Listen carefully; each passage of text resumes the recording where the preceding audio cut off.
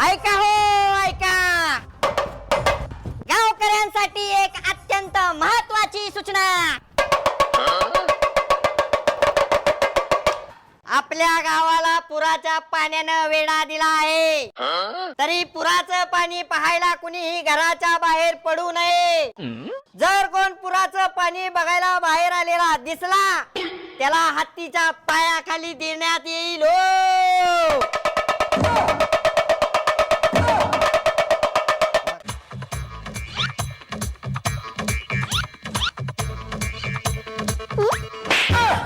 तुला सांगितलेलं का नाही घराच्या बाहेर पडायचं नाही म्हणून? अहो मी पुराचं पाणी बघाय नाही निघालेलो। मग कुठं निघालास? हत्ती केवढाय बघाय निघाली।